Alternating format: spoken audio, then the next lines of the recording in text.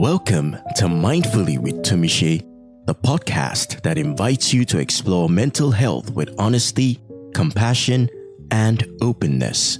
Each week, your host, Tumishe Oladapokuku, shares personal stories and stories from people like you. Together, we'll confront mental health myths and build a space where imperfection isn't feared but embraced. From self-esteem struggles to relational conflicts, we're here to discuss it all, with guidance from experts and real raw stories that inspire healing. It's time to live mindfully. It's time to be compassionate with ourselves and each other. Mindfully with Tumishe, new episodes every week, available wherever you listen to podcasts or at blackimages.com.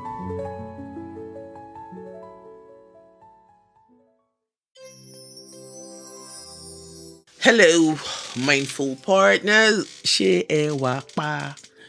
For my non-Yoruba listeners, that's my rather clumsy way of asking, how are you? Please, you don't roll your eyes. At least, believe me when I say I'm probably one of the few people who genuinely wants to know how you are. Not the polite and fine thank you answer, the real one, the one you don't usually say out loud. So, how are you?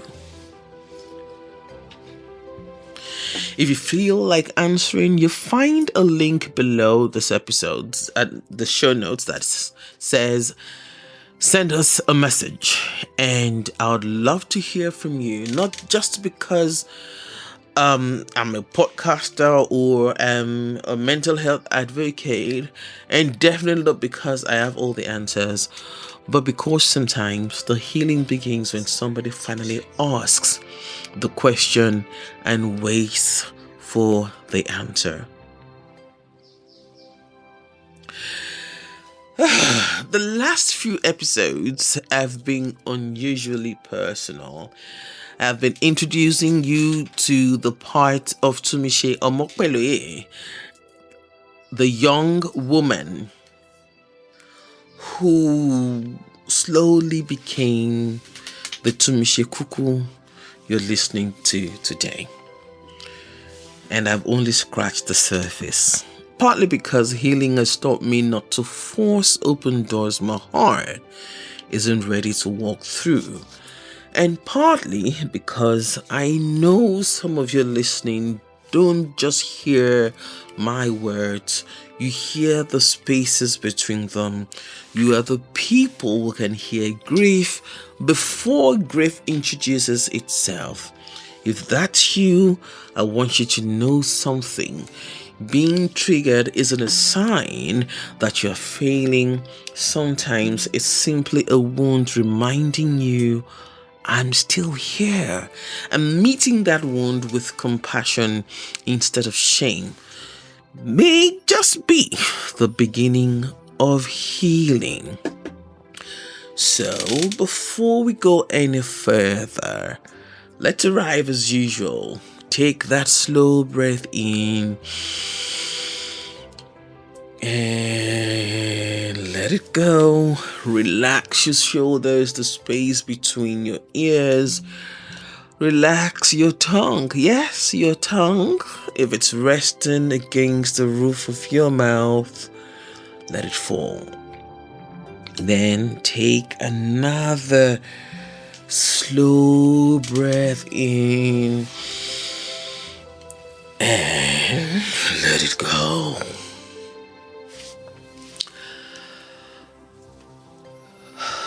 Today, I'd like you to meet someone who has been quietly sitting beside me for more than 20 years. He never became a broadcaster, not because he changed his mind, but because life changed the story. He was my little brother. His name was Yanolua. You know, When people tell stories about those they've lost, we often begin with the illness or the accident or the diagnosis, almost as though that became the most important thing about their lives. I'd like to do something different. I'd like to introduce you to my little brother before any of that happened. His name, Yanolua Oluwafumilade Phillips. He was 8 years younger than I was, and just like his big sister, he wanted to become a broadcaster. By the time I was already interning, he had just gained admission. We had plans, the kind of plans siblings make without even imagining that life might interrupt them.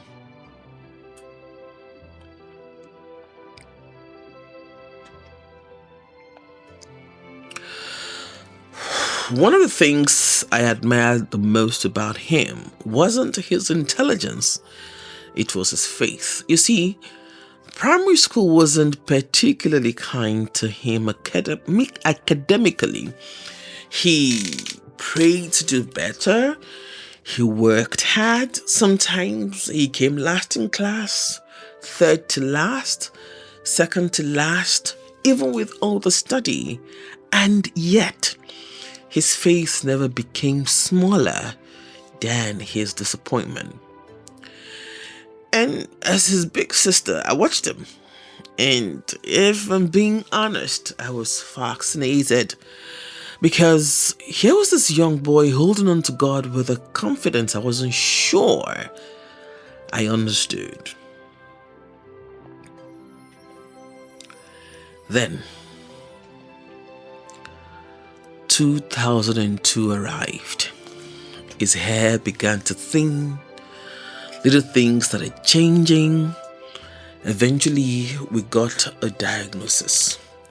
Systemic lupus erythematosus, SLE, an autoimmune disease. And slowly, organ by organ, the illness began to introduce itself.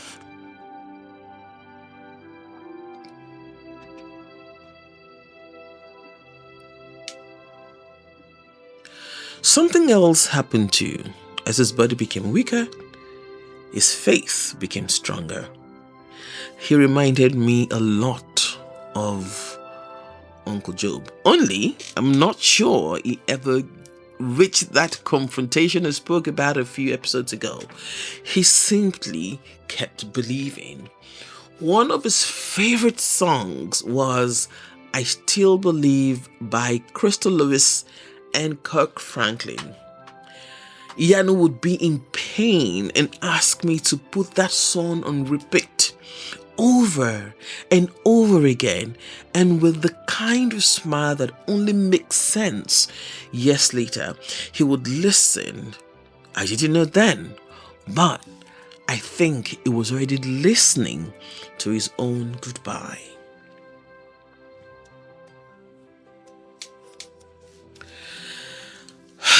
After he died, I found his journal.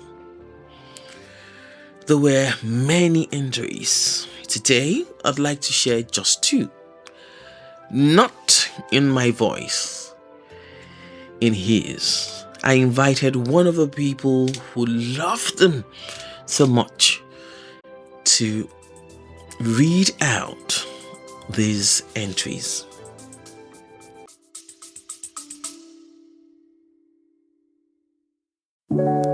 Sometimes clarity comes in silence. Other times it takes a gentle nudge, a conversation, a question, or a pause you didn't know you needed. That's what BHM coaching at Black Images offers. Not a fix, not a formula, but a space. One where your story is safe and your growth doesn't have to look like anyone else's. You can begin with a free discovery session. Just 30 minutes to breathe, reflect, and maybe, if you're up for it, sit with guided meditation. If life feels loud and you need support now, there's mindful coaching on the go. Short, focused check-ins that help you stay grounded when things feel shaky. For deeper shifts, there's the Journey to Being, a mindful exploration shaped by the framework from the book Living Mindfully, A Journey to Being. This isn't about perfection. It's about presence. And if you're someone who needs steady hands over time, the monthly and community plans are there, offering consistent support that grows with you. Visit blackimages.com when you're ready, not to be fixed, but to be seen.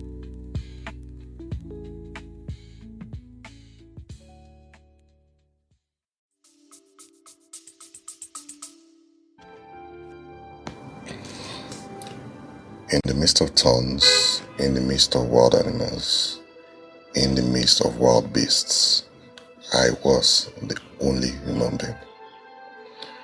Wild beasts in my kind of clothes, thorns being like my friends. But in my thoughts, I thought I was safe. Actually, I had to get a scanner. But before I started scanning, the thorns had pierced in me already. The wild beasts and the animals were tearing me also. But there was someone around. The person is far from me. But this person is very strong, has everything to help.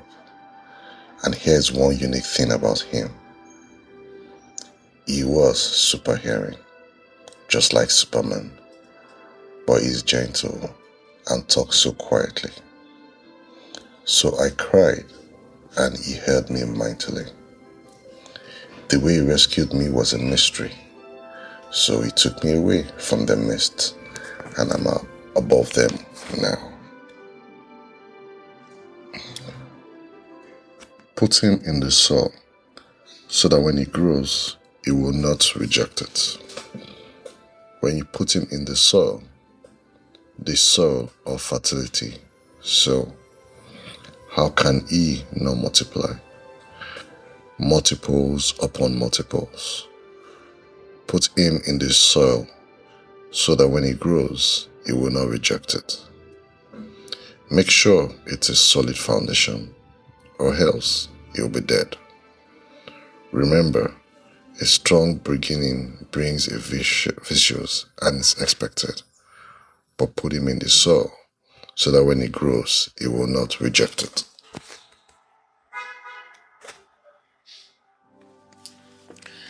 That was my little brother, Yanolua. He was 18. For a long time, I thought his story belonged to him. I never imagined that years later I would find myself standing in the middle of questions that sounded painfully familiar. You see, when my brother became ill, the broadcast journalist in me woke up. I researched, I read, I asked questions. I wanted to understand the disease. I wanted to understand the science. And if I'm completely honest, I wanted an explanation that would make everything hurt a little less.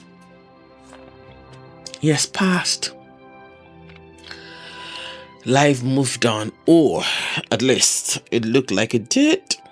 Then my own body started asking questions. Questions I wasn't expecting. Questions I thought I had already answered. You know,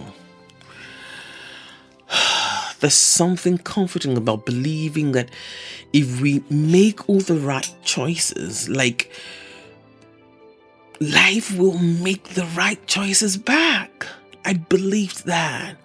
I was a runner, not casually. Running had become part of who I was. I exercised. In fact, for my 35th birthday, my husband bought me a CD starting to max 30, and my friends were wondering why I was so excited. I was so excited and thankful. That's how much I exercised. I ate well. I cared for my mental health long before it became fashionable. I did the work, or at least I thought I did. And yet, there I was. There I am.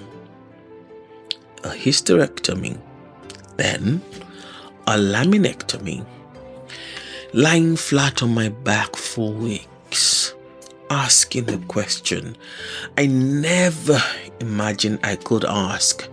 How did I still end up here?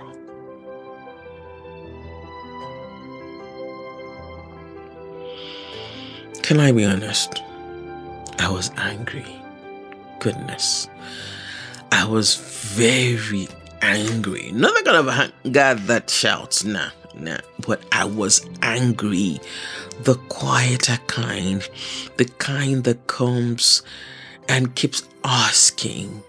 But I did everything right. And if I'm still being honest, some days I still ask that question. And somewhere in the middle of that anger, Tumishi Omopeleye came back to visit me. The sister who had once held Yanolua's hand through SLE. The sister who watched someone she loved carry an inheritance he never asked for. And suddenly, my questions changed, because Yanolua never asked to inherit that autoimmune condition, which I now know is present in my family of origin. Just as my father never asked for the body he lived in, just as I never imagined my own body will one day begin telling a similar story. Some inheritances are visible. Some aren't. Some arrive in our DNA. Others arrive in the stories our families quietly carry. And none of us gets to choose which ones knock on our door.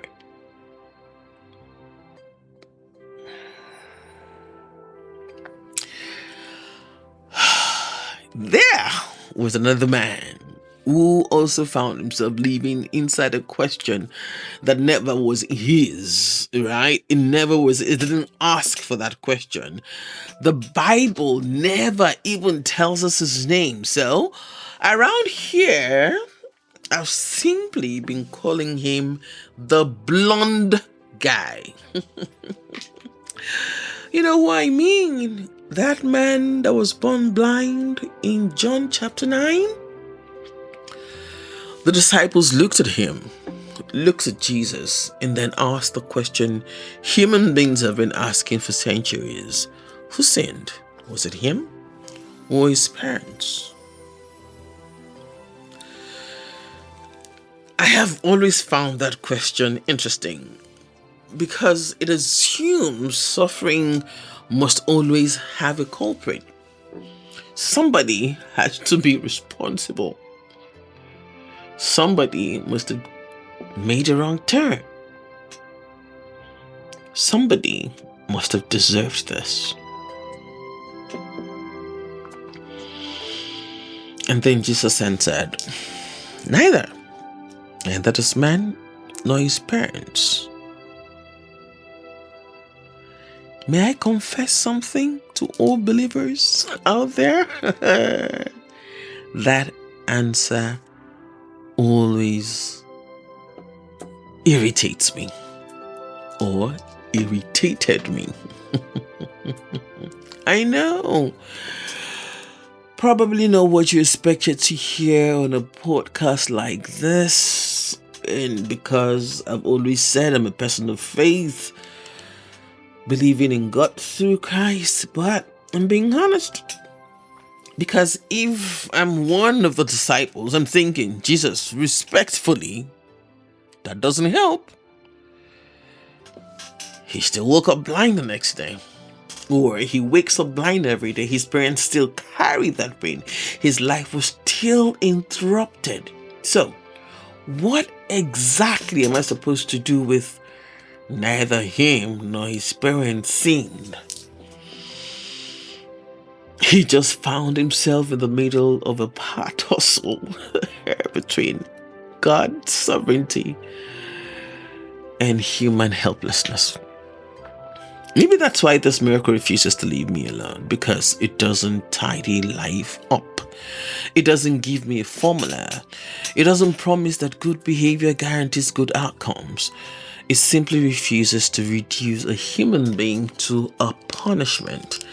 And perhaps that's what I needed to hear while I was lying flat on my back. Not, here's why this happened, but, Tumishi, stop trying to turn your pain into a courtroom. Stop looking for the guilty party. Stop putting yourself on trial. Stop cross-examining your body. Because I did. Oh, I did.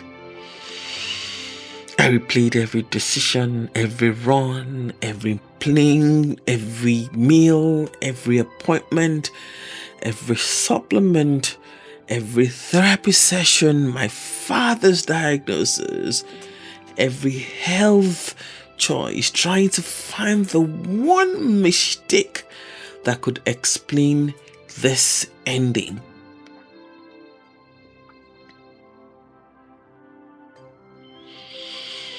The neat answer never came, I wish I could end this episode by telling you that I finally found the neat answer. But I can tell you some things that happened.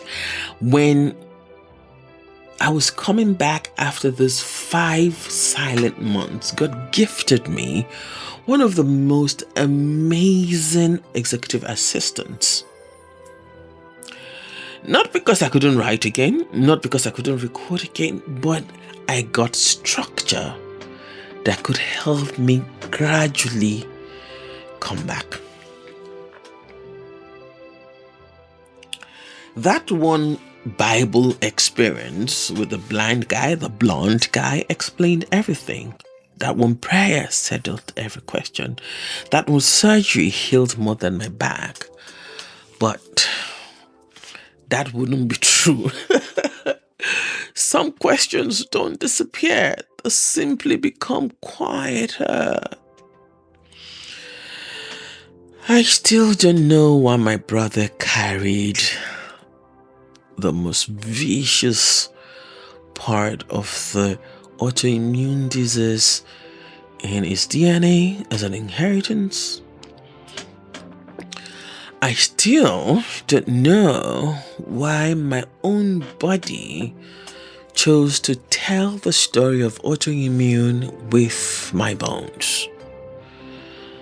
I still don't know why some people seem to do everything right and still find themselves lying in hospital beds or standing beside graves or rebuilding lives they never imagined would fall apart. I don't know. I don't. And for someone who has spent a lifetime looking for understanding, those 3 words have been surprisingly difficult to say. I don't know.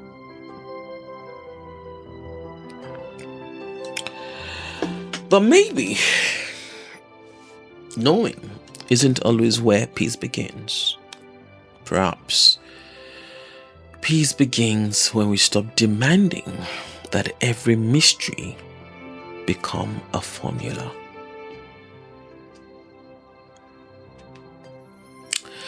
Many years ago, I wrote something on Facebook thinking I was smart. It simply said, "You may have my gift, but not my grace.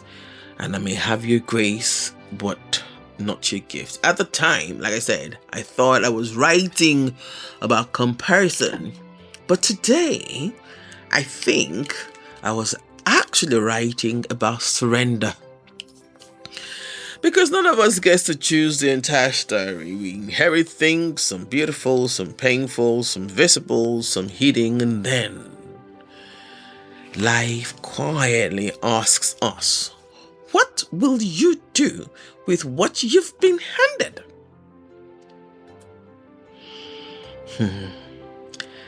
There's a Yoruba saying, "Ayomo donkan orilelejo." People interpret it in different ways. Some hear destiny, others hear responsibility. I hear both. Like I said, I've come to learn capacity to hold both truths at the same time. Because perhaps we don't always get to choose the road beneath our feet, but we still get to choose how we walk it.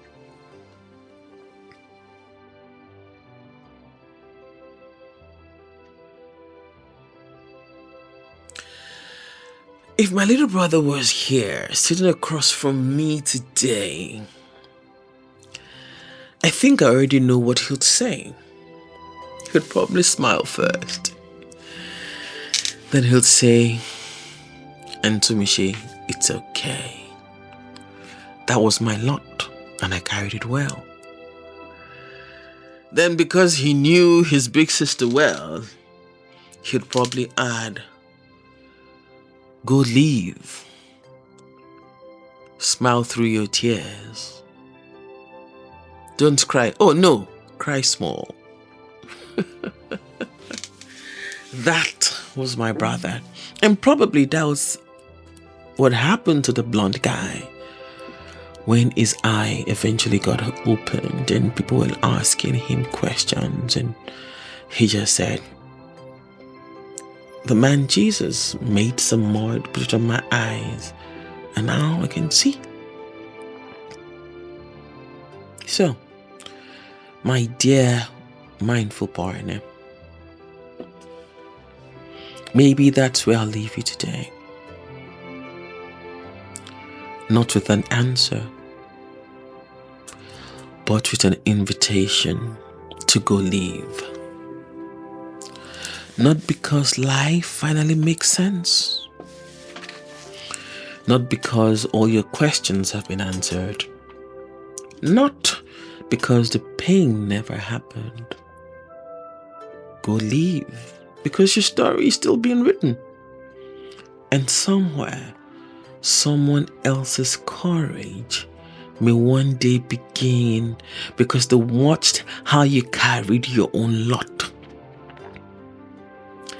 Take gentle care of yourself this week.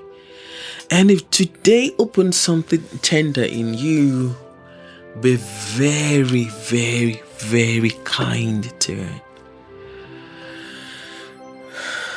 And I'll tell you what I know Scolebs would have said. Yes, that's what we called him. Scolebs. He would have said to you, "Go live. Enjoy your lot, but leave it with pride."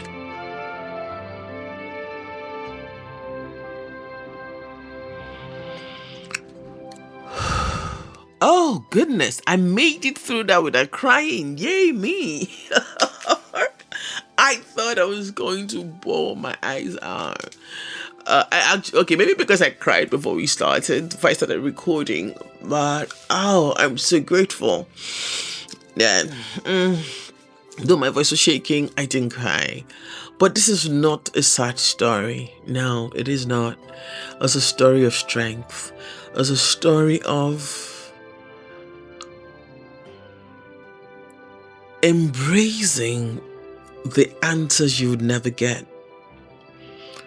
Because if we got all the answers, life will be boring. I know that doesn't sound like an encouragement, but just take gentle care of yourself. When something comes to you and you feel tender in your heart, be kind to it.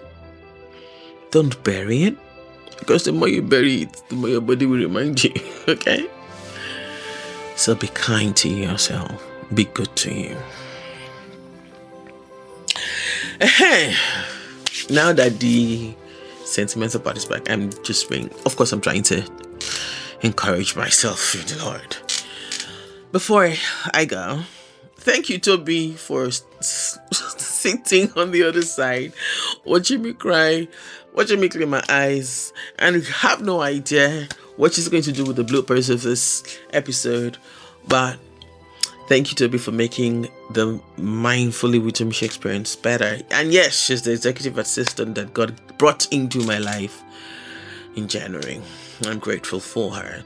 However, I have a little favor to ask of you.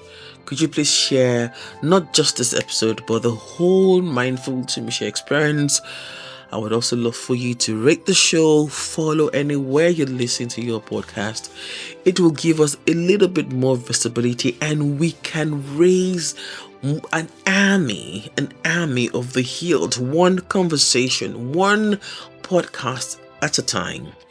Thank you. Also, if you need to share your thoughts, if anything came up for you during this episode that you just want to onboarding, look below the link just before the show notes. You'll see a link there that says send us a message. You can send us a message and I'll assure you I will respond to you. Love yourself, love your neighbor, love your country. Above all of this, love God. He's the essence of your being. I am Oluwatomishe Oladapo Kuku. Stay mindful.